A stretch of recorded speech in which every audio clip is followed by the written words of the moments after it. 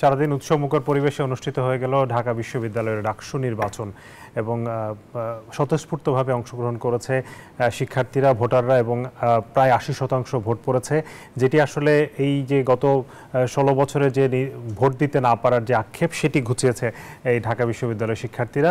তবে সারাদিনব্যাপী আমরা দেখেছি নানান ধরনের অভিযোগ, পাল্টা অভিযোগ ছিল, কিন্তু কোনো ধরনের সহিংসতার ঘটনা ঘটেনি, সেটি আসলে ভালো খবর। এই আজকের ভোট যুদ্ধ কেমন হলো এবং ফলাফল কেমন হতে যাচ্ছে এবং এই ফলাফল আসলে কেমন প্রভাব পড়বে আগামীর রাজনীতিতে, সেসব বিষয় নিয়ে আজকে আলোচনা করতে হাজির হয়েছে আমি হুসাইন শাহাদাত আপনাদের সাথে RICL প্রেজেন্টস জনতন্ত্র গণতন্ত্র অনুষ্ঠানে। আমাদের সাথে এই মুহূর্তে স্টুডিওতে উপস্থিত হয়েছেন অধ্যাপক ডক্টর তৌফিকুল ইসলাম মিতিল, রাজনৈতিক বিশ্লেষক এবং শিক্ষক। আপনাকে স্বাগত জানাচ্ছি জনতন্ত্র গণতন্ত্রে। আমাদের সাথে আরও দুজন অতিথি এসে আমাদের সাথে আলোচনায় অংশ নেবেন। একজন নাগরিক ঐক্যের সভাপতি এবং সাবেক ভিপি মাহমুদুর রহমান মান্না এবং আরেকজন বিএনপির যুগ্ম মহাসচিব এবং সাবেক ডাকসু GS খায়রুল কবির খোকন। তারা পথে আছেন, তারা আমাদের সাথে যুক্ত হবেন। তবে শুরুতেই আমরা যেতে চাই ঢাকা বিশ্ববিদ্যালয়ে। এই মুহূর্তে সেখানে আছেন সহকর্মী আল মোহাইমিনুল খান, তিনি ডাকসু নির্বাচন কভার করছেন। তার কাছ থেকে জানতে চাইব, মোহাইমিন, এই মুহূর্তে ভোট গণনার সবশেষ পরিস্থিতি কি এবং কত শতাংশ ভোট গণনা হয়েছে, কোনো ধরনের ফলাফলে কারা এগিয়ে আছে, এই ধরনের কোনো খবর কি আপনি পেয়েছেন কিনা এবং পরিবেশ কেমন আছে ক্যাম্পাসের?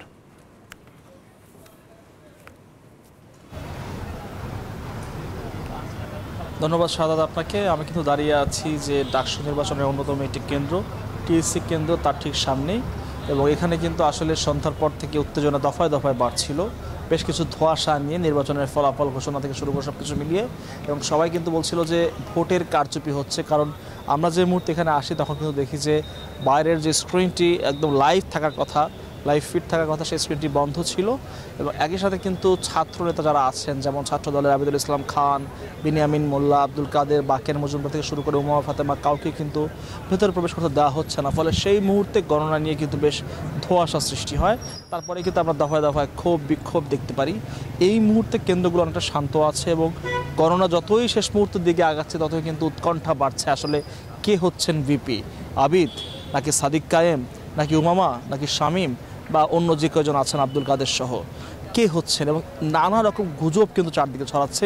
বিভিন্ন স্ট্যাটিস্টিক্স দেখে কিন্তু বোঝানো হচ্ছে যে কে এগিয়ে আছেন। এমনকি আমরা দেখেছি দফায় দফায় বেশ কিছু প্রার্থীর সমর্থকদের উল্লাস করতে, উচ্ছ্বাস করতে, ক্যাম্পাসে শোডাউন করতে। কিন্তু এই সব কিছু কিন্তু এখন পর্যন্ত ধোঁয়াশা, কারণ নির্বাচন কমিশন থেকে কোনো কিছু বলা হয়নি যে কে কত ধাপে এগিয়ে আছেন। আমাদেরকে বলা হয়েছিল এর আগে যে রাত 8টা থেকে 10টার মধ্যে কিন্তু কেন্দ্রগুলো থেকে একটা খসড়া রিপোর্ট আমরা পেয়ে যাওয়ার কথা ছিল আমাদের, কিন্তু এখন পর্যন্ত কিন্তু রাত প্রায় 11টা বাজতে চলেছে, এখন পর্যন্ত কিন্তু আমরা কোনো রকম আপডেট পাইনি। এমনকি নির্বাচন কমিশন এটাও বলতে পারছে না যে কখন নাগাদ এই গণনা শেষ হবে। ঠিক সেই কারণে কিন্তু ক্যাম্পাসে পুরো জেগে আছে পুরো বাংলাদেশ। সবাই কিন্তু অপেক্ষায় আছে যে ডাকসুর নতুন নেতৃত্বে কে আসছেন এবং সারা দিনের এই যে বিতর্ক, সেই বিতর্কের পরে এসে এই নতুন নেতৃত্বকে আসলে কিভাবে দেখবেন প্রার্থীরা, ভোটাররা বা সাধারণ শিক্ষার্থীরা, অর্থাৎ আদৌ সেই নেতৃত্বকে মেনে নেবেন কিনা বা সেই নেতৃত্বের যে নতুন উঠে আসবে তাকে নিয়ে কোনো প্রশ্ন উঠবে কিনা। যেহেতু বেশ কিছু কেন্দ্রে গোলযোগ হয়েছে এবং সেখানে কিন্তু ভোট কারচুপির অভিযোগ এসেছে এবং সে বিষয়ে কিন্তু নির্বাচন কমিশন থেকে শুরু করে যারা ওই সব কেন্দ্রের রিটার্নিং কর্মকর্তা আছেন তারা কোনো সদ উত্তর দিতে পারেননি। এই সব মিলে কিন্তু বেশ উৎকণ্ঠা বিরাজ করছে ক্যাম্পাসে এবং বেশ গুমোট একটা পরিবেশ রয়েছে। শিক্ষার্থীরা বারবার কেন্দ্রগুলোতে যাচ্ছেন, সেই স্ক্রিনগুলো দেখার চেষ্টা করছেন, জানার চেষ্টা করছেন কে এগিয়ে আছে কোন প্যানেল থেকে, কিন্তু এখন পর্যন্ত কিন্তু সবই গুজব। অর্থাৎ স্পষ্ট করে বলা যাচ্ছে না যে কে এগিয়ে আছেন, কারণ নির্বাচন কমিশন থেকে আনুষ্ঠানিকভাবে বলা হয়নি কত শতাংশ এখন পর্যন্ত গণনা হয়েছে বা আদৌ এখন পর্যন্ত গণনা পর্যন্ত কে কোথায় এগিয়ে আছেন। তো সব মিলিয়ে আসলে প্রত্যাশা অনেক বেশি, আর ঠিক সে কারণে কিন্তু উৎকণ্ঠা অনেক বেশি এখন ঢাকা বিশ্ববিদ্যালয় ক্যাম্পাসে। তো ক্যাম্পাস থেকে এই ছিল এখন পর্যন্ত আমার কাছে সর্বশেষ তথ্য। হোসেন শাহাদাত। মোহাইমিন, আপনাকে অনেক ধন্যবাদ। তৌফিকুল ইসলাম, আপনি শুনছিলেন আমার সহকর্মী যেটি বলার চেষ্টা করছেন বা উনি যে চিত্রটা দেখেছেন সেটি হচ্ছে ফলাফল নিয়ে এক ধরনের ধোঁয়াশা তৈরি হয়েছে। আসলে অন্য নির্বাচনের ক্ষেত্রে আমরা যেটি দেখি যে জাতীয় নির্বাচন বা যে কোনো স্থানীয় সরকার নির্বাচন আমরা ফলাফল পেতে থাকতাম, যে গণনার সাথে সাথে কত কেন্দ্রে কে এগিয়ে আছে এই বিষয়গুলো জানা যেত। এখানে আসলে সেই ধরনের কোনো ব্যবস্থা কেন রাখা হয়নি বা এটি কি ভালো হলো নাকি এইটি কেন করলো প্রশাসন মানে ঠিক বোঝা যাচ্ছে না।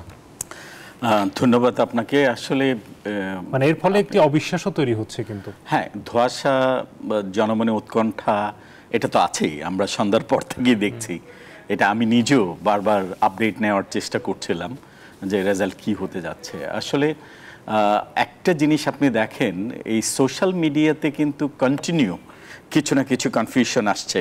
এই হলে এই জিতে যাচ্ছে, এত ভোটে এগিয়ে আছে, এখানে কারচুপি হয়েছে, এটা কন্টিনিউ আছে, যার কারণে কিন্তু উৎকণ্ঠা এবং দোয়াশাটা আরো বেড়ে যাচ্ছে। কারণ প্রশাসনের কাছ থেকে তো সঠিক কোনো ইনফরমেশন পাওয়া যাচ্ছে না।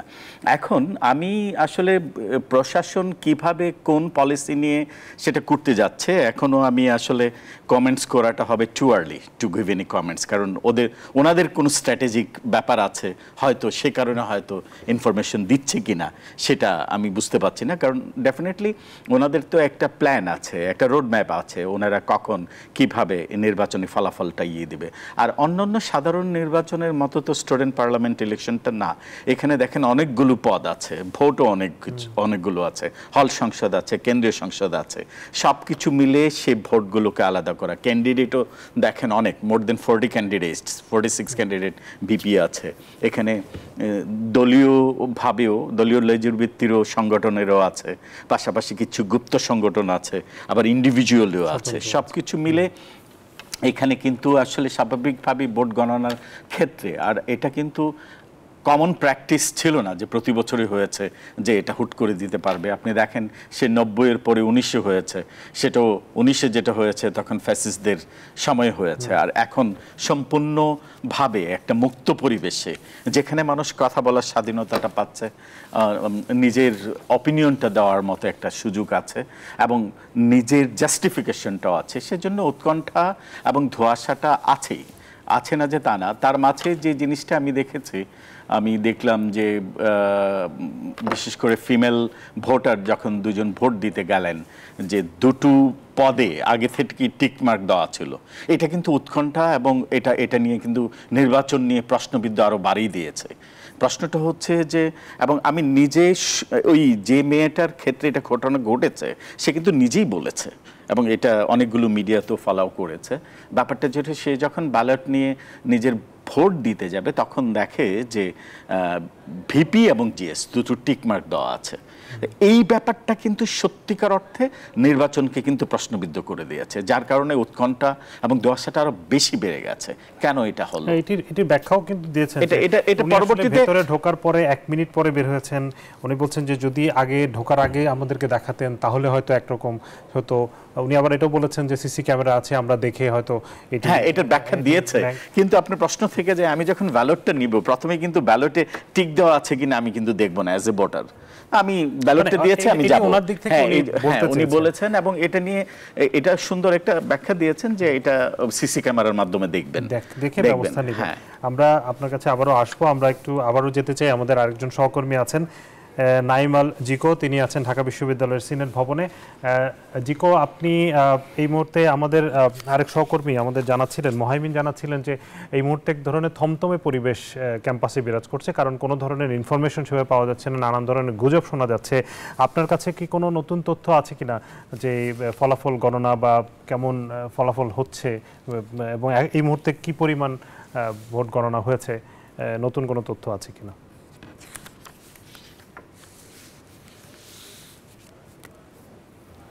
জি, ধন্যবাদ শাহাদাত আপনাকে। যেমনটি আমার সহকর্মী মোহাইমিনুল বলছিলেন, আসলেই কোনো তথ্য এখন পর্যন্ত পাওয়া যাচ্ছে না এবং নির্দিষ্ট করে কিন্তু কেউ কিছুই জানাচ্ছে না যে আসলে কোন প্রার্থী এগিয়ে আছে বা ভোট গণনা এখন কোন পর্যায়ে আছে।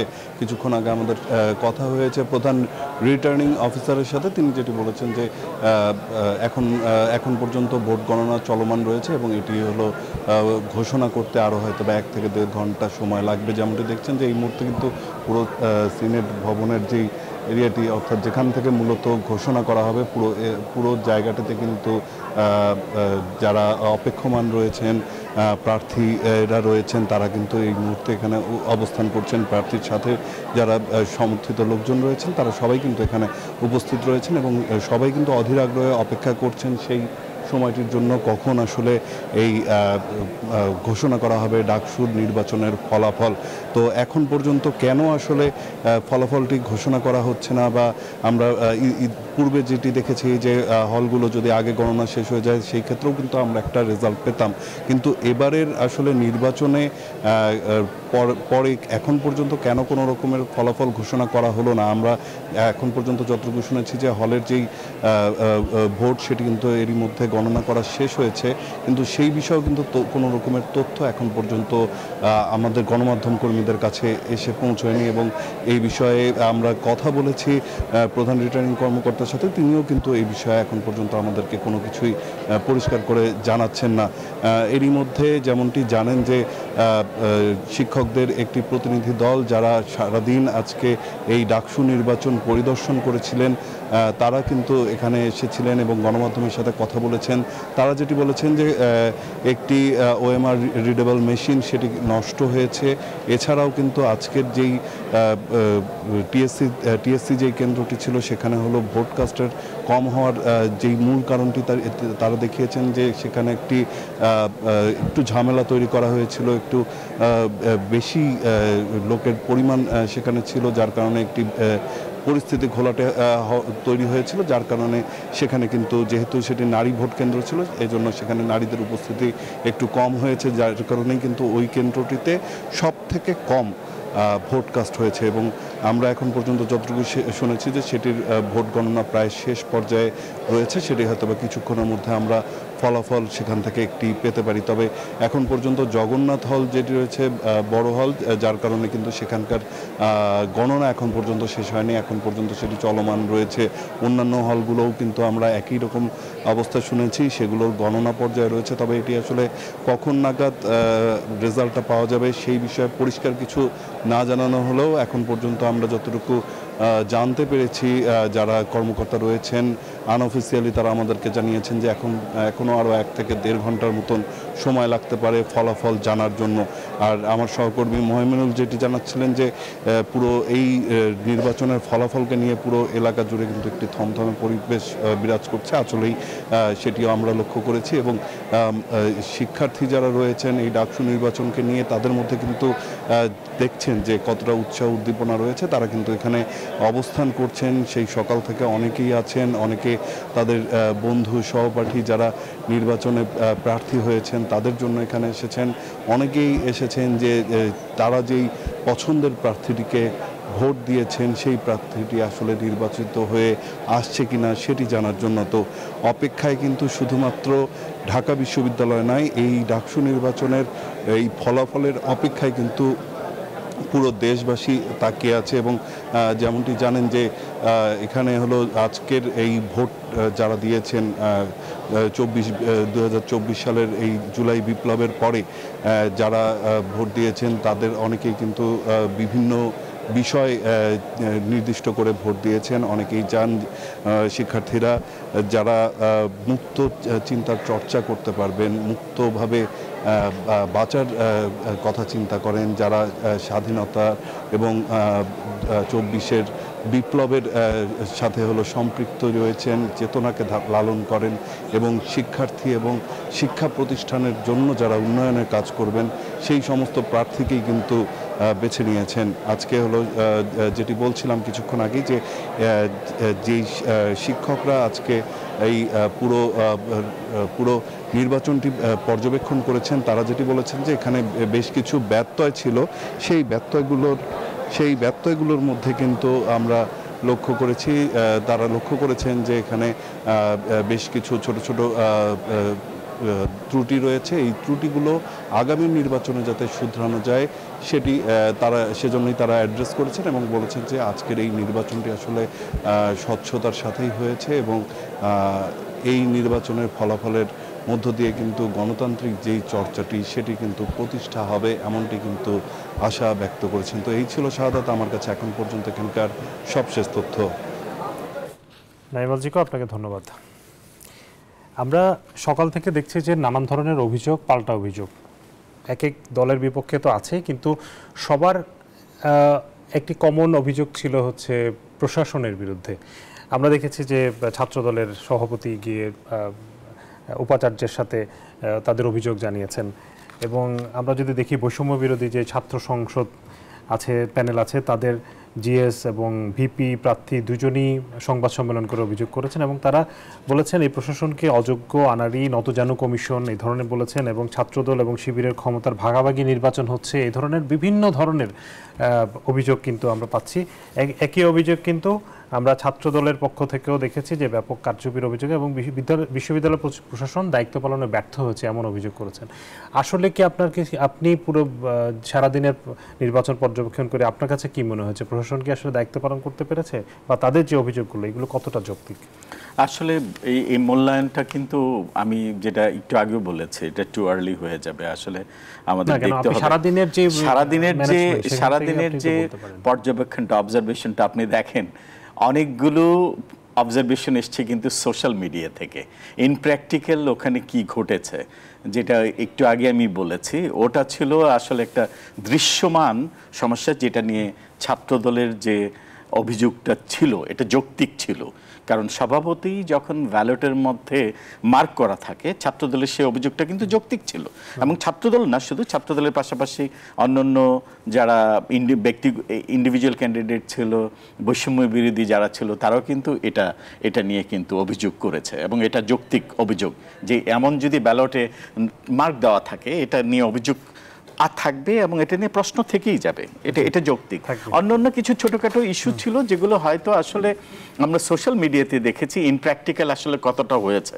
আবার দেখেন ওই যে ব্যালট পেপার নিয়ে যাওয়ার ক্ষেত্রে যেটা হয়েছে, ব্যালট পেপার দেখা গেছে যে শিবিরের যখন প্যানেল লিস্ট নিয়ে যায় তখন কিন্তু বাধা দেয়নি, যখন ছাত্রদলের আবার প্যানেল লিস্ট নিয়ে গেছে সেখানে বাধা দিয়েছে। এবং সেখানে কিন্তু ছাত্রদলের প্রেসিডেন্ট সেক্রেটারি যে একজন অ্যাসিস্ট্যান্ট প্রক্টর আছে, ওনার কাছে অভিযোগটা করেছে এবং এই অভিযোগটা ছাত্রদলের এই অভিযোগটা কিন্তু যৌক্তিক অভিযোগ এবং এটা ছাত্রদলের পাশাপাশি কিন্তু বৈষম্য বিরোধী আন্দোলনের ছাত্ররাও ছিলেন। এই দুটো কিন্তু আরো বেশি দোয়াশা বাড়িয়ে দিয়েছে। আলোচনা করছি ডাকসু নির্বাচনের ফলাফল এবং কি হতে পারে এইসব বিষয় নিয়ে। ফিরছি বিরতির পর, সাথে থাকুন। স্বাগত আরেকবার RICL জনতন্ত্র গণতন্ত্রে। আমাদের সাথে এর মধ্যে এসে উপস্থিত হয়েছেন নাগরিক ঐক্যের সভাপতি এবং সাবেক ডাকসু ভিপি মাহমুদুর রহমান মান্না। আপনাকে স্বাগত জানাচ্ছি আমাদের অনুষ্ঠানে। আমাদের সাথে আরেকজন উপস্থিত হয়েছেন বিএনপির যুগ্ম মহাসচিব এবং সাবেক জিএস ডাকসু খায়রুল কবির খোকন। দুজনকেই স্বাগত জানাচ্ছি। আপনারা যেহেতু এসছেন, আমি শুরুতেই জনাব মান্না আপনাকে দিয়ে শুরু করতে চাই এই পর্বে। সারাদিন তো দেখলেন ভোট গ্রহণ হয়েছে, আমরা আসলে আলোচনা করছিলাম ভোটের নানান ধরনের পাল্টাপাল্টি অভিযোগ হয়েছে এবং সেগুলো নিয়ে প্রশাসনের আসলে ভূমিকা কি। আপনার কাছ থেকে একটু জানতে চাইবো যে এই নির্বাচনের যে ফলাফল, সেই ফলাফলটা আসলে সব দলের মেনে নেওয়া উচিত কিনা এবং এই ফলাফলের প্রভাব আসলে আমাদের পরবর্তী জাতীয় নির্বাচনে কেমন হতে পারে। আমার প্রশ্নটা কেমন হলো না বলেন, মেনে নেওয়া উচিত কি না? এটা তো ভোটটা কেমন হয়েছে, কাউন্টিংটা কেমন হয়েছে, রেজাল্ট ডিক্লারেশনটা কেমন হয় তার উপরে নির্ভর করবে। মানে আমি একটু কনফিউজ আছি। আমি ধরেন সন্ধ্যা পর্যন্ত আই ওয়াজ ভেরি হ্যাপি যে একটা চমৎকার নির্বাচন হয়েছে, খুবই ভালো লাগছিল আমার।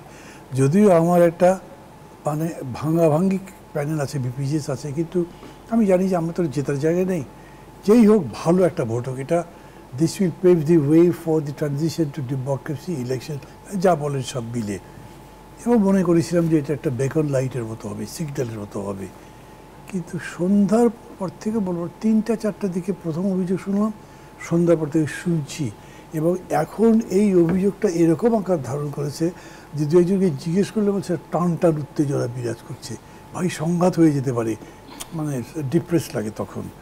এইটার কারণে আমি বলছি যে এই অবস্থার মধ্যে কিন্তু যেরকম নিশ্ছিদ্র একটা নিরাপত্তা বলেন বা একটা বেষ্টনী তৈরি করেছে, যার মধ্যে যাওয়া যাচ্ছে না। সাংবাদিক দুইজনকে ফোন করেছি, তারাও কিছু বলতে পারলেন না। আপনাদের এখানে সে আসবার পরে বলছে যে ভেতরে যে কী হচ্ছে আসলে জানাই জানা। তো আমি বুঝবো কেমন যে ভালো কোনটা মন্দ কোনটা, কে ঠিক, ছাত্রদলই ঠিক নাকি শিবির ঠিক? দুটো একটা উদাহরণের কথা আমি বলতে পারি যেগুলো থেকে আমি একপাক্ষিকভাবে ভাবতে পারতাম, কিন্তু সেটা আমি এখন এক্সপ্রেস করতে চাই না। সেটা আমি এই অর্থে বলছি যে মানে যেটাই হোক না কেন, ধরেন ল্যাঙ্গুয়েজ যদি দেখি, যদি ফলাফল নিয়ে কোনো রকম উল্টাপাল্টা করা হয় তাহলে ছাত্রদের নিয়ে বা সবাইকে নিয়ে প্রতিহত করব। এটার মধ্যে আমি এক ধরনের পলিটিক্যাল টোন দেখি। কিন্তু যদি বিশৃঙ্খলা সৃষ্টির চেষ্টা করে তাহলে শেখ হাসিনার পরিণত হবে, তখন মনে এটা একদম পুরোই আক্রমণাত্মক। এই অর্থে আমি মনে করি যে আর একটা ক্রাইসিস দেখছি কি, আমি মনে করছি না যে ইউনিভার্সিটি অ্যাডমিনিস্ট্রেশনটা হ্যান্ডেল করার মতো যোগ্যতা রাখে। দ্বিতীয় কথা হচ্ছে ইউনিভার্সিটি অ্যাডমিনিস্ট্রেশন সত্যিই বায়াস আছে কি না, এটাও আমার মধ্যে প্রশ্ন তৈরি হয়েছে। আমি এই ব্যাপারে নিরপেক্ষ মানুষ। আমি ধরেন একটা আদর্শে বা একটা আইডিয়ার সাথে আছি, আর একটাতে নাই, কিন্তু আমি যে আইডিয়ার সাথে নাই সেই আইডিয়ার লোকের বিরোধিতাই করব, এই জিনিসটাকে আমি আনইথিক্যাল মনে করি।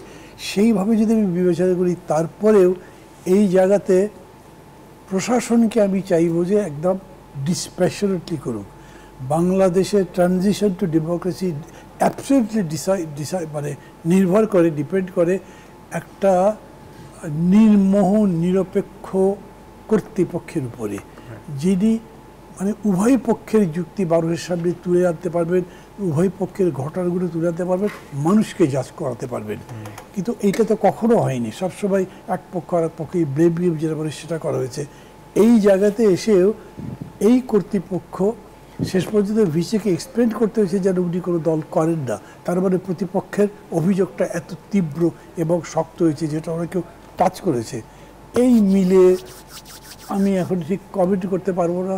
আর বাজে এখন প্রায় কত, 11:30 বাজে, 2-3 ঘন্টার ব্যাপার। অপেক্ষা করি এরকম মনে করি চুপচাপ আছে, কথা বলতে হচ্ছে বলে বলছি না, বলতে ইচ্ছা করছে না। আরেকটা প্রশ্ন ছিল যে ফলাফল যাই হোক না কেন, আমরা জানি না, আপনি যেটি বলছিলেন যে আসলে কোনো ধরনের ইঞ্জিনিয়ারিং করানো হচ্ছে বা অন্যভাবে ফলাফলকে ম্যানিপুলেট করানো হচ্ছে কিনা আমরা এখনো হয়তো জানি না, বা জানা যাবে ফলাফল ঘোষণার পরে হয়তো আরও অনেক কিছু বেরিয়ে আসবে। কিন্তু যদি সেটা হয় বা যদি নাও হয়, এই যে ডাকসু নির্বাচনের যে প্রভাব, সেটি আসলে জাতীয় নির্বাচনে বা আগামী দিনের জাতীয় নির্বাচনের প্রভাবটা কেমন? যদি হয় বা না হয় এরকম করে প্রশ্ন করলে আবার এটার আনসার করা মুশকিল আছে। যদি হয় তার প্রভাব একরকম, মানে এক কথায় হলো যদি কোনো রকম ইঞ্জিনিয়ারিং করা হয়, এটা it will have a colossal effect on the future. কেন, মানে মানুষ একটা, আমি কিন্তু এই সময়ের মধ্যে দেখছি মানুষের মধ্যে একটা আশার ভাব, একটা ভালো জিনিস হচ্ছে, what ever is the result, মানুষের মধ্যে এটা দেখছি। এইটা যদি মার্ক হয় খুবই ক্ষতি হবে। আর যদি ধরেন কিছু হলো না, তারপর রেজাল্ট যাই হোক না কেন, ওইটার ইফেক্ট আপনি আলটিমেটলি ভালো পাবেন। সিস্টেমটা তো দাঁড়াবে, সিস্টেম দাঁড়াবার পরে রেজাল্ট যাই হোক, সেই রেজাল্ট আমার পছন্দ হচ্ছে না, আমি হয়তো বিরোধিতা করব, কিন্তু আপনি চুপচাপ থেকে আবার যদি দুঃখ প্রকাশ করবেন, হয়তো পরবর্তীতে আপনি আমাকে সমর্থনও করতে পারেন। ডেমোক্রেসিটা তো সেই জিনিসই, ওইটুকু ধৈর্য তো আপনার থাকতে হবে, এবং এই ধৈর্য আপনার নেশনকে শেখাতেও হবে এইসব ঘটনার মধ্যে দিয়ে। সেই দিক থেকে আমি বলবো যে প্রভাব ফেলতে পারে যদি কোনো রকম মানে ইঞ্জিনিয়ারিং না হয় একভাবে, আর যদি ইঞ্জিনিয়ারিং হয় তাহলে এটা একটা নেগেটিভ ইম্প্যাক্ট ফেলবে। সেটাকে আমি পজিটিভ বানাতে পারি যদি কাউন্টার ইফেক্ট দিয়ে সেটাকে উইন ওভার করতে পারেন। কিন্তু সেই রকম বিবেচনা, মানে ধরেন যদি আমি বিবাদবান মনে করি শিবির এবং ছাত্রদল, দুজনের কারোর মধ্যে অতটা দেখছি না যতখানি নেসেসারি মনে করি, কম বেশি আছে হয়তো। ধন্যবাদ মাহমুদুর রহমান মান্না। আমরা একটু যেমন খায়রুল কবির আপনার কাছে যেতে চাই যে এইবারে নির্বাচনটা আমরা দেখছি যে যেহেতু ছাত্রলীগ আসলে নেই, ছাত্রলীগ নিষিদ্ধ হয়ে গেছে, বিএনপি সবচেয়ে, বা ছাত্রদল, বিএনপির যে ছাত্র সংগঠন, ছাত্রদল সবচেয়ে বড় দাবিদার এই নির্বাচনে ভিপি বা অন্যান্য জয়ীর ক্ষেত্রে তারা মনে করছে। অন্যদিকে আপনাদের সবচেয়ে বড় প্রতিদ্বন্দ্বী হিসেবে আসলে ছাত্র শিবির ছাত্রদলের প্রতিদ্বন্দ্বী হিসেবে দাঁড়িয়েছে। এই যে এতটা প্রতিদ্বন্দ্বিতাপূর্ণ নির্বাচন হবে, সেটিকে আপনারা আসলে বুঝতে পেরেছিলেন আগে, বা এইটি আসলে কেন হলো, মানে এই পরিস্থিতি কেন দাঁড়ালো? কারণ আমরা এখনো পর্যন্ত আসলে পরিষ্কারভাবে কেউ বলতে পারছে না যে ছাত্রদল হয়তো এগিয়ে থাকবে, বা মানে এই যে এত তীব্র প্রতিদ্বন্দ্বিতাপূর্ণ একটা নির্বাচন অন্তত সাধারণ মানুষের এখন পর্যন্ত মনে হচ্ছে, সেই ব্যাপারটা কি বলবেন? ধন্যবাদ। তো আমি মনে করি যে এটা মানে হঠাৎ করে হয়নি, এটার পিছনে আমরা দেখেছি যে দীর্ঘ 16 বছর যে ফ্যাসিবাদ বিরোধী আন্দোলন হয়েছে, সেই আন্দোলনে ছাত্র যে শিবিরের যে আজকে তীব্র প্রতিদ্বন্দ্বের কথা বলছেন, যারা কোনোদিন ঢাকা বিশ্ববিদ্যালয়ের প্রকাশ্যে ছাত্র রাজনীতি করার তাদের সুযোগ পায়নি, মানে তারা সেখানে প্যানেল দেওয়া দূরে থাক, সেখানে তারা গুপ্ত সংগঠন হিসাবে তারা সেখানে তাদের রূপ পাল্টিয়ে তারা সেখানে ছাত্রলীগের ছত্রছায়া থেকে কিন্তু দীর্ঘদিন তারা কাজ করেছে। তারা হলে থাকা, তারপরে ক্যাম্পাসে থাকা, ক্লাস করা, পরীক্ষা দেওয়া, সেগুলি তারা করেছে। কিন্তু আমাদের ছাত্রদলের ছেলেরা ক্যাম্পাসে থাকতে পারেনি, হলে থাকতে পারেনি, ক্লাসে যেতে পারেনি। তারা ক্যাম্পাসের চতুর্সীমানায় ঢুকলেই পুলিশ দিয়ে তাদেরকে পিটিয়ে হারাডি ভেঙে তাদেরকে পুলিশে দেওয়া হয়েছে। এটা তো আমরা পত্রিকায় গণমাধ্যমগুলো দেখেছি একাধিকবার। সেখানে সবচেয়ে বেশি নিগৃহীত, নির্যাতিত, অত্যাচারিত হয়েছে ছাত্রদল। সেখানে ছাত্রদল ছিল ছাত্রলীগের নিষিদ্ধ সংগঠন, সরকারি ছাত্র সংগঠনের যে ছিল ছাত্রলীগ, দানবীয় সংগঠন। তারা সেখানে কি করেছে আমরা জানি, দীর্ঘদিন ক্যাম্পাস তারা জিম্মি করে রেখেছে, সব তো অপকর্ম তারা করেছে। সেখানে সিট বাণিজ্য, ভর্তি বাণিজ্য, গেস্ট রুম বাণিজ্য, গণরুম, এবং তারা মানে ওই ব্যবসায়ীদের ধরে এনে মানে সেখানে মুক্তিপণ আদায় করার থেকে শুরু করে তারা হেন কাজ করেনি। জোর জবরদস্তি করে মিছিলে না গেলে তাদের পিটিয়ে মেরে ফেলার ঘটনা ঘটেছে। হলে আমাদের একজন মেধাবী ছাত্র, সে নিউমোনিয়া মৃত্যুবরণ করেছে, তাকে হলে রুমের বাইরে থাকতে হয়েছিল এই শীতের মধ্যে, আমি দেখেছি মিডিয়া। তো এই ধরনের ঘটনা তারা সেখানে ছাত্র শিবির ছিল, প্রত্যক্ষ ওদের সাথে কাজ করেছে। তারা রূপ পাল্টিয়ে এখন তারা এখন ছাত্র শিবিরের রূপ ধারণ করে তারা এবার সেখানে নির্বাচনের প্রতিদ্বন্দ্বিতা করছে। যেহেতু ছাত্র লীগ এখন দৃশ্যমান নাই, তারা এখন নিষিদ্ধ হয়েছে। তারপরেও আমরা মনে করি যে নির্বাচনটি যদি অবাধ, সুষ্ঠু, নিরপেক্ষ এবং সাধারণ ঢাকা বিশ্ববিদ্যালয়ের যে ঐতিহ্য, গৌরবোজ্জ্বল ইতিহাস, যেটা আমরা জানি যে সেখানে ঢাকা বিশ্ববিদ্যালয়ের আজকে যে ইঞ্জিনিয়ারিং কথা বলা হচ্ছে, রিগিং এবং কারচুপির, এটা তো অকল্পনীয়, অচিন্তনীয়। ঢাকা বিশ্ববিদ্যালয়ের মানে ছাত্র সংসদ নির্বাচনে ভোট কারচুপি হবে, ভোট ডাকাতি হবে, এটা তো মানে আমরা দেখেছিলাম যে 73-এর ব্যালট বক্স ছিনতাই করেছিল ছাত্রলীগ নামক সেই সংগঠন, বন্ধ করে দিয়েছিল, মণ্ডল করে দিয়েছিল। তার পরবর্তীতে আমরা যে অনেক নির্বাচন হয়েছে, ইয়ের থেকে 79 থেকে 89 পর্যন্ত নির্বাচন 90 পর্যন্ত নির্বাচন হয়েছে। স্বাধীনতা উত্তর বাংলাদেশে এইবার নিয়ে 8টি নির্বাচন হলো। সেই নির্বাচনে আমরা দেখেছি একটি নির্বাচনই শুধু 2019-এ যে হলো, মানে ডাকসু নির্বাচন হয়েছে 29 বছর পর, যেটা হয়েছে আমাদের যে ওই আমাদের 1990 সালে 6 জুন আমরা ডাকসুতে আমার খোকন আলম প্যানেল, আমরা পূর্ণ প্যানেলে আমরা ডাকসুর 21টি পদে সংখ্যাগরিষ্ঠ নিরঙ্কুশ আসনে বিজয় লাভ করেছিলাম, এবং 16টি হলের মধ্যে 14টি হলেই আমরা একক সংখ্যাগরিষ্ঠ নিরঙ্কুশ আসনে বিজয় লাভ করেছিলাম। আমরা সেখানে আমাদের প্রতি ছাত্র সমাজের আস্থা, বিশ্বাস, কনফিডেন্সের উপর ভিত্তি করেই এই যে এরশাদ বিরোধী আন্দোলনে, সামরিক স্বৈরাচার এরশাদ বিরোধী আন্দোলনে আমরা যে ভূমিকা রেখেছিলাম, তাদের উপর আস্থা রেখে আমাদেরকে দিয়েছিল। আমাদের নেতৃত্বই সর্বদলীয় ছাত্র গঠন হয়েছিল আমাদের সেই জিয়াদুল আজকে সামনে রেখে। তো সেই মানে সকল গণতান্ত্রিক প্রগতির ছাত্র সংগঠন, আমরা ডাকসু সহ 23টি ছাত্র সংগঠন সেদিন আমরা ঐক্যবদ্ধ হয়েছিলাম আমাদের ডাকসু ভবনে মিটিং করে। আমরা তখন আন্দোলনকে চূড়ান্ত বিজয়ের লক্ষ্যে নিয়ে গেছিলাম। ওই ডক্টর শামসুর রহমান খান মিলন 27 অক্টোবরে, সে নভেম্বরে শহীদ হয়েছিল সন্ত্রাসীদের গুলিতে, এবং সে তখনই ছাত্র গণঅভ্যুত্থানের মধ্যে 1996 ডিসেম্বর প্রথম হয়, এটা আমরা সবাই জানি সেই আন্দোলনে। কিন্তু সেই ধারাবাহিকতায় আমাদের এইবার 29 বছর পরে হলো, এটা আমাদের জন্য দুর্ভাগ্য জাতির জন্য। যেই বছর আমাদের 1 বছর অন্তর অন্তরে ডাকসু নির্বাচন অনুষ্ঠিত হওয়ার কথা ছিল, কিন্তু জাতির জন্য আমাদের দুর্ভাগ্য যে আমাদের যে ডাকসু থেকে জাতীয় নেতৃত্ব বেরিয়ে আসছে, এই যে মান্নাবাইয়ের মতো নেতৃত্ব যারা আজকে জাতীয় নেতৃত্ব দিচ্ছেন, আমাদের অনেক আগে আরও অনেক বড় নেতৃত্বে ছিলেন, আমাদের আরও নাম বললে অনেকের নাম বলতে হয় আর কি, আমাদের মেনন ভাই, তোফায়েল ভাই, আমাদের ওবায়দুর রহমান থেকে শুরু করে অনেকেই, আমাদের আসিম আব্দুর রব, অনেকে আসছেন এই জাতীয় রাজনীতি বেরিয়ে আসছেন। কিন্তু এই দীর্ঘদিন না হওয়ার কারণে আমাদের জাতীয় নেতৃত্ব বেরিয়ে আসে না, এবং ছাত্র সমাজ তারা বঞ্চিত হয়েছে। তারা তাদের যে একটা কারিকুলাম, সাহিত্য, কৃষ্টি, কালচার এবং ডিবেট এবং ক্রীড়া, স্পোর্টস, এগুলো থেকে তারা বঞ্চিত হয়েছে। তাদের যে ছাত্রদের যে মৌলিক বিষয়গুলো ছিল, ওই বিষয়গুলো তারা বঞ্চিত হয়েছে। আবাসিক সমস্যা, তাদের পরিবহন সমস্যা, তাদের খাবারের মান, তাদের বিশ্ববিদ্যালয়ের হলের মেধার ভিত্তিতে সিট বন্টন, সেগুলো তারা আদায় করতে পারেনি। এবং সেখানে আমাদের ডাকসু না থাকার কারণে, ডাকসু যেহেতু ছাত্র প্রতিনিধিরা সেখানে বিশ্ববিদ্যালয় কর্তৃপক্ষের কাছে, সরকারের কাছ থেকে সেগুলো আদায় করে ছাত্রদের কল্যাণে সেগুলো কাজ করবে, যে মোটা দাগে যেটা, যাকে ছাত্র অনেকেই এই ডাকসু মানেকে বলছেন যে এই সকল আন্দোলন সংগ্রামের পাদপীঠ হলো ডাকসু। এই ডাকসুর নেতৃত্বে আমাদের সকল মানে অন্যায়, অত্যাচার, নিপীড়ন, নির্যাতন, স্বৈরাচার, গণতান্ত্রিক আন্দোলনে ডাকসু বরাবরই ঢাকা বিশ্ববিদ্যালয় থেকে নেতৃত্ব দিচ্ছে। তার প্রভাব সারা দেশে পড়েছে, জাতীয় রাজনীতিতে ইতিবাচক প্রভাব পড়েছে। আজকে এই ডাকসু নির্বাচন, আজকে যে বিতর্কের, আজকে যে মানে আমরা জানি না কি হবে, কিন্তু ওই যে আজকে পরস্পর বিরোধী যে অভিযোগগুলো এসছে দুই পক্ষ থেকে, সেখানে দেখেছি রিগিং এর কথা বলা হয়েছে। আমাদের দলের যে প্রার্থী, আমাদের যে বিবি প্রার্থী আবিদ 12টি অভিযোগ, সুস্পষ্ট অভিযোগ দায়ের করেছে বিশ্ববিদ্যালয় কর্তৃপক্ষের নিরপেক্ষতা নিয়ে, পক্ষপাতিত্ব নিয়ে, পক্ষপাত দুষ্ট নিয়ে তারা অভিযোগ ব্যর্থতা, এবং তারা একটি পক্ষ নিয়ে প্রশাসনের ভূমিকা নিয়ে প্রশ্ন তুলেছে। আমরা আলোচনায় আবার আসবো, আমাদের বিরতির সময় হয়েছে। তার আগে আমি একটু ছোট করে শুনতে চাই জনাব তৌফিকুল ইসলাম মিতিল আপনার কাছে, যে জনাব খায়রুল কবির খোকন যেটি বলছিলেন যে এই যে সাধারণ শিক্ষার্থীদের যেসব দাবি, সেসব দাবি নিয়ে আসলে কাজ করবে ডাকসু।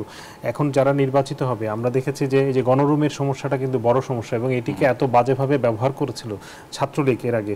সেখান থেকে কি ছাত্রদল যদি নির্বাচিত হয়ে আসে, তারা কি এই কালচার থেকে বেরিয়ে আসতে পারবে, এবং ক্যাম্পাসে যে একটি মুক্ত চিন্তা বা কথা বলার স্বাধীনতা বা এক দলের যে আধিপত্য, সেই জায়গা থেকে কি তারা বেরিয়ে আসতে পারবে কিনা? আমি খুবই আশাবাদী ছাত্রদল সেটা পারবে। কেন পারবে? আমার সম্মানিত সহ আলোচক এবং ডাকসুর সাবেক জিএস খায়রুল কবির খোকন ভাই যথার্থই বলেছেন। আপনি দেখেন যে গত 16-17 বছর যে ছাত্র সংগঠনটি সবচাইতে বেশি নিপীড়ন, নির্যাতনের শিকার হয়েছে, সেটা কিন্তু জাতীয়তাবাদী ছাত্রদল। এবং যারা নির্যাতিত হয়েছে তারা কিন্তু কখনোই এই পথে যাবে না আবার কাউকে নির্যাতন করা। এবং দেখেন এই যে এই নির্বাচনে আপনি দেখেন যে গুপ্ত ছাত্র সংগঠন যেটা, এটা কিন্তু ছদ্মনামে কখনো ছাত্রলীগ হয়েছে, কখনো আমি শুনেছি বিজ্ঞান ক্লাব দিয়ে করেছে, কখনো ডিবেট ক্লাব করেছে। এভাবে কিন্তু ওরা ওদের খোলস পাল্টিয়ে বিভিন্ন নামে কিন্তু ছিল। ছাত্রদল কিন্তু সেটা করেনি, করতেও পারেনি। ছাত্রদলের ছেলেরা হলেই থাকতে পারেনি, বৈধ ছাত্র হয়ে থাকতে পারেনি। এই কাজেই স্বাভাবিকভাবেই ছাত্রদলের কার্যক্রম কিন্তু সেভাবে করতে পারেনি। আর ছাত্রদল কখনোই সেটা করবে না, এই জন্য। কারণ গত 16-17 বছর যে পরিমাণ নিপীড়ন, নির্যাতনের শিকার হয়েছে এই ছাত্র সংগঠনটি, আপনি দেখেন আবিদ কিন্তু ভিপি প্রার্থী, হামিম, ওরা কিন্তু বারবারই একটা কথা বলছে, ক্যাম্পাসে সুষ্ঠু শিক্ষার পরিবেশ ফিরিয়ে আনার জন্য যা করা প্রয়োজন তাই করবে। এবং ইতিমধ্যে আপনারা দেখেছেন এই ছাত্রদল থেকে কিন্তু নিজেরই একটা শপথ করেছে। দ্যাট সাউন্ডস ডিফারেন্ট, এটা আমি আগে কখনো দেখিনি। হ্যাঁ, এটা আমরা অতীতে কখনো দেখিনি। নিজেরাই কিন্তু প্রমিস করেছে, শপথ করেছে, ওরা যদি নির্বাচিত হয় ওরা কিভাবে এই ক্যাম্পাসকে ঘুরবে। এটা কিন্তু আসলে জাতীয়তাবাদী ছাত্রদলের সৃষ্টি হয়েছিল শহীদ প্রেসিডেন্ট জিয়াউর রহমানের আদলে, যে ব্রিলিয়েন্ট মেধাবী ছাত্রছাত্রীদের নিয়ে যাতে শিক্ষার সুষ্ঠু পরিবেশ হয়। পাশাপাশি যে কার্যক্রমগুলো স্থবির ছিল এই ছাত্র সংসদ না থাকার কারণে, সেগুলো আবার পুনরুজ্জীবিত হবে। আপনি বলতে চাচ্ছেন আমরা আবারও ফিরবো, আমাদের বিরতির সময় হয়েছে। দর্শক, RSCL স্টিল জনতন্ত্র গণতন্ত্রে আরও একটি বিরতির সময় হয়েছে। স্বাগত আরেকবার, দেখছেন RSCL স্টিল জনতন্ত্র গণতন্ত্র। আমরা আবার আলোচনায় ফিরছি। আছেন জনাব মাহমুদুর রহমান মান্না, আপনার কাছে আবারও ফিরতে চাই। আপনি তো 1980-81 সালে ডাকসু নির্বাচন করে সভাপতি হয়েছিলেন। সেই সময়ে আপনাদের যে নির্বাচনের অভিজ্ঞতা, ভোট গ্রহণের অভিজ্ঞতা, সেই সময় কি অনেক বেশি সহিংসতা হতো, বা এখনকার এবারে নির্বাচনের সাথে, যেহেতু আপনাদের জেনারেশন আর এই জেনারেশনের মধ্যে প্রায় 40-45 বছরের একটি গ্যাপ, কোনো গুণগত পরিবর্তন দেখেছেন কিনা এবারে? আমার জানেন মজার অভিজ্ঞতা, কিন্তু আমি 72-এ চাকসুর ইলেকশন করেছি, জিএস হয়েছি ওখানে। আমি 73-এ ছাত্রলীগের সেন্ট্রাল কমিটির সেক্রেটারি হয়েছি, ঢাকা আসছি। 73-এ ডাকসুর নির্বাচন হয়েছে। যেই ডাকসুর নির্বাচনে ব্যালট বাক্স হাইজ্যাক হয়েছিল, ওই হাইজ্যাকের নেতৃত্ব দিয়েছিলেন তৎকালীন প্রধানমন্ত্রী শেখ হাসিনার জ্যেষ্ঠ সন্তান শেখ কামাল নিজে। আমি শহীদুল্লাহ হলের সামনে ওই হাইজ্যাকারদের এবং যারা দোতলাতে কমন রুমে সিল পেটাচ্ছিল কেবল, মানে আমি গেছি বলে তারা মনে করেছে আমি বোধহয় ওদের বাধা দেবো বা কিছু করবো। 10-12 জন একসাথে স্টেট গান দিয়ে ঘেরাও করে ধরে রেখেছে, অনেকক্ষণ ছিলাম আমি। যাই হোক, পরে মিটে গেছে সেই ব্যাপারটা। কিন্তু 79-80-তে আমি তো দুবার করেছি, 79-80-তে যখন করেছি বা 80-81-তে যখন করেছি, তখন কিন্তু এরকম সংঘাত হয়নি। 73-এর ডাকসু যে মানে হাইজ্যাক হলো, ভোট প্রক্রিয়াটা মোটামুটি ঠিকঠাক চলেছে। আর শেখ কামাল হতো কি প্রধানমন্ত্রীর ছেলে, সে ছাত্রলীগ করা মানুষ, সংগঠক ভালো ছিল, সে তো আবাহনী ক্লাবের প্রতিষ্ঠাতা, এবং তার খুব কমান্ড ছিল ছাত্রলীগের উপরে। বিরাট বাহিনী তার সাথে ঘুরতো, ওকে দেখলেই সবাই ভয় করতো। সো ও যখন দল বল নিয়ে ঘুরছে তখন এমনিতে একটা সন্ত্রাসের পরিস্থিতি হয়ে যেত। তো ওই রকম পরিবেশ ছিল, কোনো মারামারি হয় না, কিন্তু সন্ধ্যার পর থেকে ধরেন রাত যখন গভীর হতে শুরু করেছে তখন তো রীতিমতো গোলাগুলি শুরু হয়েছে এবং গুলি করতে করতে ওইটা নিয়ে চলে গেছে। কিন্তু 79-80-তে রিলেটিভলি অনেক পিসফুল ছিল। তখনকার লেভেলটা বেশি খারাপ ছিল আমি বলবো। যেমন ধরেন আমার একটা মার্কশিট কপি করে ছেড়ে বলেছিল যে ও তো পাশই করেনি, কীভাবে ভর্তি হলো। ওটা সাবসিডিয়ারি মার্কশিট ছিল, তখন সাবসিডিয়ারি ছিল। আমি ম্যাথ ছিল আমার সাবসিডিয়ারি, আমি দুটো পেপার দিয়েছি, একটা আনসারই করেছি 66 পেয়েছি, আর একটা করেছি 33 পেয়েছি, দুটো মিলিয়ে 99। আমি তো পাস করেছি, থার্ড পেপার দিইনি। সো থার্ড পেপারটা ক্রস দেওয়া ছিল। সে মানে একদিন একদম হুলস্থুল কাণ্ড যে ও একটা 420 জাল করে ভর্তি হয়েছে। মানে আমার সমস্ত নেতা কর্মীরা ঘাবড়ে গেছে, এটা কি হলো। তখন আমি বুঝিয়েছি ব্যাপারটা, দেখেছি এবং এটা এক্সপ্লেন করে তখন তো ধরেন এরকম অডিওটাই বা ভিডিওটাই, তারপরে ওটা কাভার করে দিয়েছি। ওইটুকুই উত্তেজনা হয়েছিল। আর ওবায়দুল কাদের আওয়ামী লীগের সাধারণ সম্পাদক ছিলেন, যিনি বলেছেন ছাত্রলীগ একাই আন্দোলন করতে যথেষ্ট, কিন্তু বেসিক্যালি মানুষটা খুব মারকুটটা ছিলেন না। আওয়ামী লীগ তো মাসলম্যানশিপ করতো, গুন্ডামিতে এক্সপার্ট ছিল, কিন্তু ও ওই টাইপের ছিল। গুড ফ্রেন্ড, একসাথে দল করেছি যেহেতু পরে, তাছাড়াও ওই ছাত্র জীবনেও পাশাপাশি একসাথে চলেছে অনেক, ওই কারণে কোনো সংঘাত বাড়াবাড়ি হয় নাই, কিন্তু বক্তৃতাবাজি হয়েছে। উনি আমাকে আসলে আপনার এই গল্প শুনতে দর্শকরা অনেক আগ্রহী, আমি আরো শুনতে ইচ্ছে করি, কিন্তু আমাদের আসলে সময়টা কম। আমি একটু জানতে চাই যে এই সময়ে মানে জেনজিদের নির্বাচনটা আসলে কেমন, তারা কি আসলে কোনো মৌলিক পরিবর্তন আনতে পেরেছে প্রচার প্রচারণা থেকে শুরু করে? এবার যেটা হচ্ছে এটা কি জানেন আপনি, আগে জেনারেশনটা বুঝতে হবে। জেনজি বললেন না আপনি, না কি বললেন? জেনারেশন। তো এই যে জেনারেশন টু জেনারেশন যে difference, culturally, attitude wise, attitude towards life, attitude towards politics, everything আমাদের তুলনায় অনেক তফাৎ। আমি এটা দুটি জায়গায় বলেছি। ধরেন স্বতন্ত্র আবার বিবিধে দাঁড়াবে ডাকছু, কল্পনাই করতে পাগল দেখি, পাতা খারাপ দেখি। হলের কোনো সদস্য স্বতন্ত্র দাঁড়াতো না, এখন স্বতন্ত্র দাঁড়াচ্ছে বেশি, নিজে একটা সেলিব্রিটি মনে করে, তার কত ফলোয়ার আছে, আছে, এগুলো দেখাচ্ছে। আরে ফলোয়ার তো টিপ দিলি ফলোয়ার হওয়া যায়, ওইটাতে ভোট হয় দেখি। যদি সভা করবে এগুলো আমরা ওইভাবে বুঝি না, কিন্তু ওইভাবে আবার যে তার একটা কোয়ালিটির দিকও আছে। এখনকার শিক্ষার্থীরা এত চমৎকার করে কথা বলে, তাদের পারসেপশন এত ভালো, প্রেজেন্টেশন এত ভালো, যে তখন আমরা যারা বিপিজিএস ক্যান্ডিডেট ছিলাম তাদের চাইতে এখন যে সদস্য দাঁড়িয়েছে ও তার অনেক ভালো প্রেজেন্ট করতে পারে। অনেক ধন্যবাদ। আমি একই প্রশ্নটা একটু জনাব খায়রুল কবিরকে আপনার কাছে জানতে চাই। আপনাদের দলের প্রার্থী আমরা দেখেছি বেশ সরব ছিলেন উনি পুরো প্রচারণার ক্ষেত্রে, এবং যথেষ্ট বক্তৃতায় অনেক স্ট্রং বক্তৃতা দেন। এর বাইরে সবকিছু মিলে আপনার কাছে কি মনে হয়েছে যে এই পরিবর্তনটা কি আসলে পজিটিভ, অথবা আমরা যে আন্দোলনের পরে যে ধরনের পরিবর্তন দেখতে চেয়েছি সেই প্রত্যাশাকে পূরণ করতে পেরেছেন আমাদের এই প্রার্থীরা? আমি আশাবাদী যে তারা এই সময়ের সাথে সবকিছু পরিবর্তন হয়। আমাদের সময় আর বর্তমান সময়ের মধ্যে তো সেখানে কিছু গুণগত পরিবর্তন, এবং সময়, আমাদের সময় ইন্টারনেট কম্পিউটারের যুগ, তখন কিন্তু সেখানে ছিল না, সামাজিক যোগাযোগ ছিল না, ফেসবুক ছিল না, আমাদের মিডিয়া ছিল না, তো সেখানে কিন্তু আমাদের এই যে এই প্রচারণার যে মানে নতুন টেকনিক তার সেটাও ছিল না। এখন তো অনেক কিছু পরিবর্তন হয়েছে। এই পরিবর্তনে তো অনেক মেধাবী প্রতিভাবান ছিল তারা, যে এখন তার বক্তব্য দিচ্ছে, কথা বলছে, এবং তাদের মধ্যে যেটা মান্না ভাই বললেন, তারা অনেক নিজের প্রেজেন্ট করতে পারছে তাদের মেধা ভিত্তিতে। এখন সাধারণ ছাত্ররা অত্যন্ত প্রতিযোগিতার মধ্যে দিয়ে ঢাকা বিশ্ববিদ্যালয়ে তারা এখানে ভর্তি হতে হয়।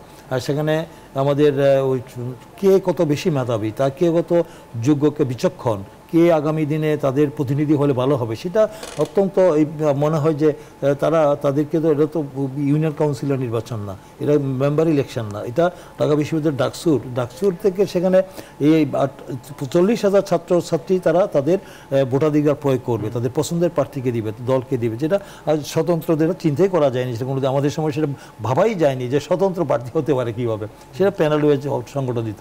এই যে আমাদের দল মানে দিয়েছে, কারণ আমাদের দল তো গুপ্ত সংগঠন না। এখানে যে ছাত্র শিবির, ইসলামী ছাত্র শিবির যেটা, তারাও কিন্তু দেখলাম যে তারাও কিন্তু অন্য নাম দিয়েছে, একটা সাধারণ ঐক্য নাম, অন্য নাম দেয়া, কারণ তারা সেই হিসাব মানে এই যে তাদের লুকোচুরি, এই যে তারা তাদের দলের নাম ব্যবহার করতে তারা ভয় পাচ্ছে, কারণ অন্য নামে ঘটলে ভোট বেশি পাবে। জামা শিবির যে প্রতি ধর্ম এই তাদের প্রতি মানুষের যারা স্বাধীনতা বিরোধী বা যারা এখানে ইয়ে করেছে, দেশের স্বাধীনতা বিরোধী করছে এবং তারা যুদ্ধ অপরাধী এবং মানে ধর্ম ব্যবসায়ী বা ধর্মান্ধ, তাদেরকে হয়তো ঢাকা বিশ্ববিদ্যালয়ের মেধাবী প্রতিভাবান এবং তাদের সেই সচেতন সৃজনশীল প্রতিভাবান ছাত্ররা এবং যারা প্রগতিশীল রাজনীতি করে তারা হয়তো তাদেরকে এই ভোট হয়তো দিবে না, এই কারণে তারা এই নামটাই ব্যবহার করার সাহস পায়নি। যারা করতে পারেনি এবং তাদের যে কর্মকাণ্ড, তাদের যে ইতিহাস আমরা জানি, সেই ইতিহাস তো ঢাকা বিশ্ববিদ্যালয়ের ছাত্ররা কোনোদিনই কিন্তু আমরা দেখেছি যে তাদেরকে অ্যাকসেপ্ট করেনি। তাদেরকে এই জন্য মনে করি প্রগতিশীল ছাত্র সংগঠনকে তারা নির্বাচিত করবে। ঢাকা বিশ্ববিদ্যালয়ের যে পরিবর্তিত পরিস্থিতি, এখানে কিন্তু আমরা এখানে গোজামিল দিয়ে কিন্তু কিছু করার সুযোগ নেই। এখানে তার দল এবং সে ব্যক্তিগতভাবে আগামী দিনে জাতির কাছে তার কমিটমেন্ট, যেটা বললেন যে আমাদের যে শপথ বাক্য পাঠ করেছে, এটা একটা নতুনত্ব তারা নিয়ে আসছে।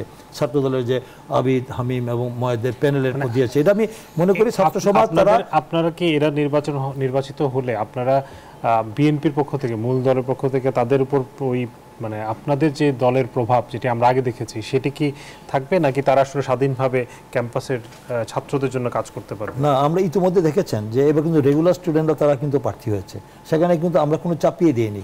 বর্তমান ছাত্রদল যে কেন্দ্রীয় কমিটি, তাদেরকে বলা হয়েছে, আমাদের দলের অ্যাক্টিং চেয়ারম্যান তারেক রহমান, তিনিও কিন্তু অত্যন্ত এই ব্যাপারে খুব সংবেদনশীল ছিলেন, সেন্সিটিভ।